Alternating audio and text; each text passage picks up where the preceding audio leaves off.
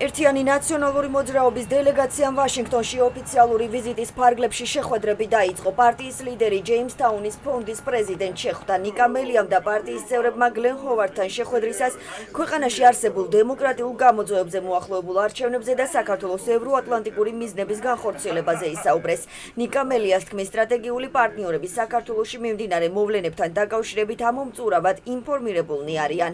ჯეიმსთაუნის ფონდი 1994 წელს საბჭოთა დისიდენტების მხარდასაჭერად შეიქმნა. ის ამერიკელ პოლიტიკოსებს სტრატეგიულად მნიშვნელოვან მოვლენებსა და ტენდენციებზე ინფორმაციას აწვდის.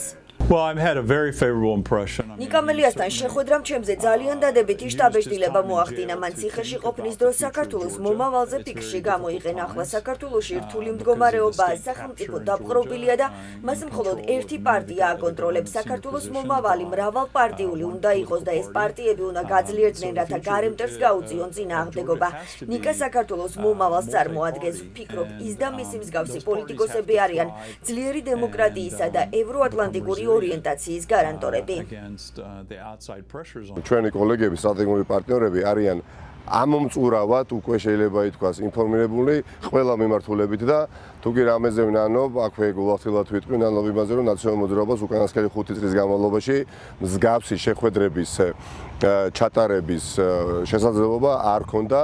რაც ნამდვილად არ იყო მისასალმებელი და ეს ყველაფერი ახლა მიხარია რომ გამოსწორდა, ვინაიდან არ შეიძლება სტრატეგიულ თავარ პარტნიორ სახელმწიფოსთან არ ჰქონდეს წლიდან წლამდე აქტიური შესაძლებლობა მათთან შეხვედრისა. რა თქმა უნდა, ჩვენ ვისაუბრებთ შიდა დემოკრატიულ გამოწვევებზე, იმ რეფორმებზე, რომელიც უნდა გატარდეს, ადგილობრივი თვითმმართველობის არჩევნების მნიშვნელობაზე, იმაზე, რომ ძალიან ბევრი დამკვირვებელი იყოს ამ არჩევნებზე, რომელიც ერთგვარი პლებისციტია, რომელიც უნდა განსაზღვროს ხელისუფლების მშვიდობიანი ცვლილება, მაგრამ ასევე ვისაუბრებთ საგარეო გამოწვევებზე, ნატოს სამიტზე, ისევე როგორც საქართველოს ევროატლანტიკური მიზნების განხორციელებაზე, იმიტომ რომ რა თქმა უნდა, ჩვენი ამერიკელი პარტნიორების მხარდაჭერის გარეშე წარმოუდგენელია ამ მიზნების რეალიზაცია.